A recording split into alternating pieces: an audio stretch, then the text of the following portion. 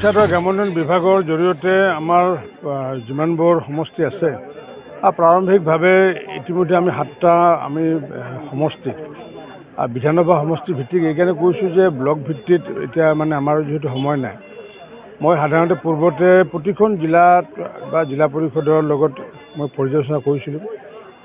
প্ৰতিটো ব্লকতে মই কৰাৰ চেষ্টা চলাইছিলোঁ আৰু এতিয়া আমি প্ৰতিটো সমষ্টিত কৰাৰ কাৰণে প্ৰয়াস চলাইছোঁ। ইতিমধ্যে গোলকগঞ্জ, আমাৰ বিলাচীপাৰা, বঙাইগাঁও, অভয়পুৰী, বৰপেটা, ভৱানীপুৰ, সৰভোগত আৰু আজি আমাৰ বজালী বিধানসভা সমষ্টিৰ অন্তৰ্গত যিমানবোৰ আমাৰ জিলা পৰিষদৰ সভাপতি বা সভানেত্ৰী হওক বা জিলা পৰিষদৰ সদস্যসকল, আঞ্চলিক পঞ্চায়তৰ সভানেত্ৰী বা সভাপতিৰ লগতে সদস্যসকল আৰু প্ৰতিখন আমাৰ 20টা আমাৰ পঞ্চায়তৰ সভাপতিৰ লগতে খণ্ডৰ যিমানবোৰ সদস্য তেওঁলোকৰ লগত আজি মই মত বিনিময় কৰোঁ, অন্তৰংগ আলাপ কৰোঁ।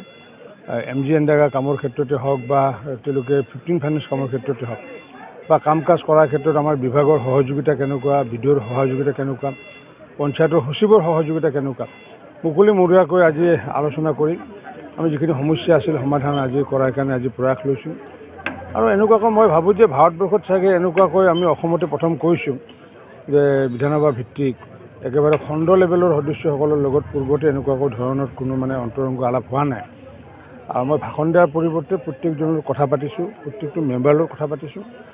মই ভাবোঁ যে এনেকুৱাকৈ আমি টিম স্পিৰিটত কাম কৰিলে, যেনেকুৱাকৈ আমি টিম স্পিৰিটত কাম কৰাৰ কাৰণে আমাৰ ডক্টৰ হিমন্ত বিশ্ব শৰ্মা ডাঙৰীয়াৰ নেতৃত্বৰ চৰকাৰখনৰ দিনত আমি প্ৰায় 18 লাখ ঘৰ আমি সম্পূৰ্ণ কৰিবলৈ সক্ষম হৈছোঁ 4টা বছৰত। আৰু এয়া সম্ভৱ হৈছে একমাত্ৰ টিম স্পিৰিটৰ কাৰণে। আৰু মই ভাবোঁ যে যিমানেই টিম স্পিৰিট থাকে, কাৰণ মই ভাবোঁ যে বিডিঅ'সকলে মোৰ তলত কাম কৰা নাই, বিডিঅ'সকলে মোৰ লগত কাম কৰিছে, পঞ্চায়ত ছেক্ৰেটাৰীসকলে মোৰ লগত কাম কৰিছে, ব্লকৰ প্ৰতিগৰাকী ষ্টাফে লগত কাম কৰিছে। আসাম টক্স আপোচবিহীন অসম কণ্ঠ।